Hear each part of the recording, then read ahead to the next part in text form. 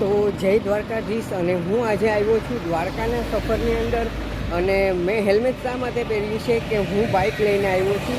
આ બાઇક અને બાઇક છે ને તમને અહીંયા ભાડે મળી જશે. હું એડ્રેસ પછી છેલ્લે કહીશ, એને વ્યક્તિ સાથે મિલાવીશ, પણ હેલ્મેટ જરૂરથી પહેરો કેમ કે હાઈવે ઉપર તમે ખાસ કરીને જાઓ છો તો હેલ્મેટ પહેરવાનું ના ભૂલતા.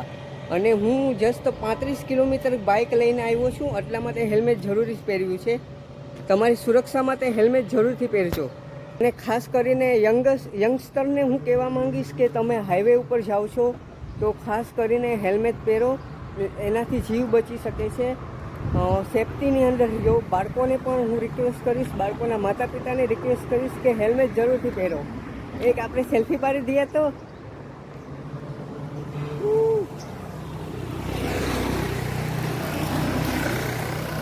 તો યાદ કરો તમે કોરોનાનો સમય તમે કેટલા બધી માસ્ક પહેરતા હતા, સેનેટાઈઝર વાપરતા હતા.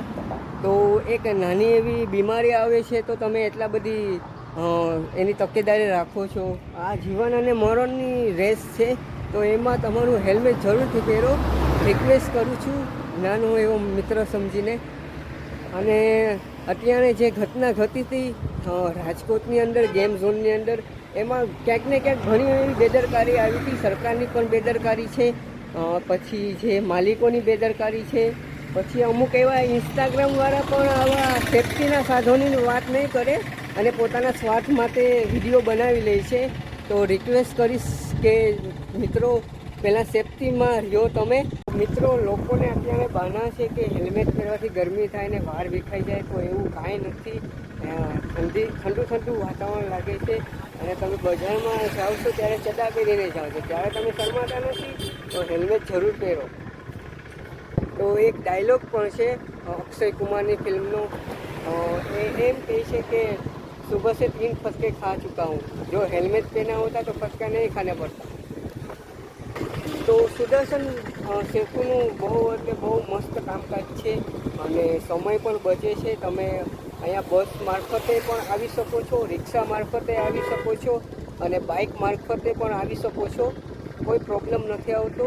પણ અહીંયા થોડુંક છે ને, મને એક વાતનું દુઃખ લાગે છે, અહીંયા કચરો બહુ પડેલો છે. કચરો બહુ નાખો છો તમે, ડસ્ટબિનમાં કચરો નાખો, એટલી નાની એવી રિક્વેસ્ટ છે.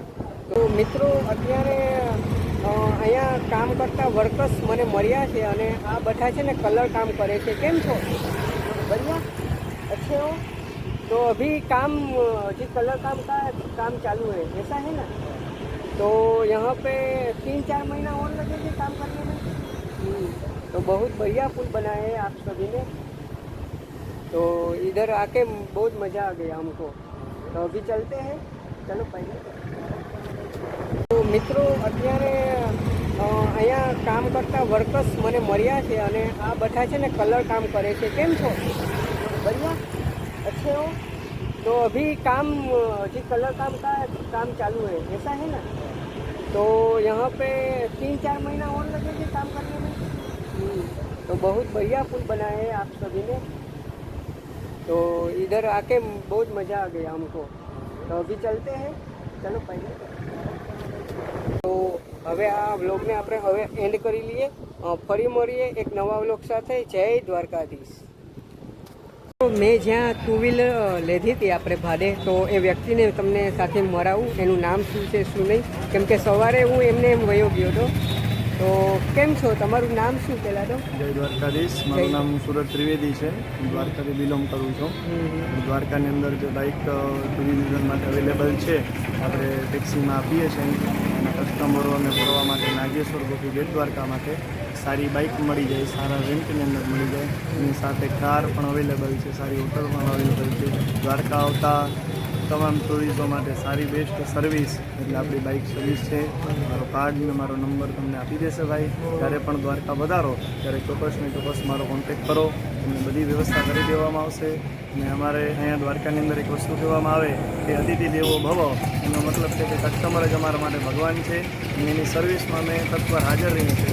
અને નવી બાઇક મળી જાય, નવો બાઇક ઇસ્યુ આવે, સર્વિસનો ઇસ્યુ આવે અને સારા રેન્ટની અંદર તમારે આ બધી વસ્તુ ફરાઈ જાય. તો ખૂબ સારી એવી માહિતી આપી તો આશા છે કે આ વ્લોગ તમને ગમ્યો હોય તો હવે આ વ્લોગને આપણે અહીંયા જ એન્ડ કરીએ છીએ. તો જય દ્વારકાધીશ. હું છે ને નંબર ડિસ્ક્રિપ્શનમાં આપી દઈશ, અને જો આ છે આપણું કાર્ડ એ ભાઈનું, તો તમને સરખી રીતે ફોટો પાડીને પણ મોકલી દઈશ.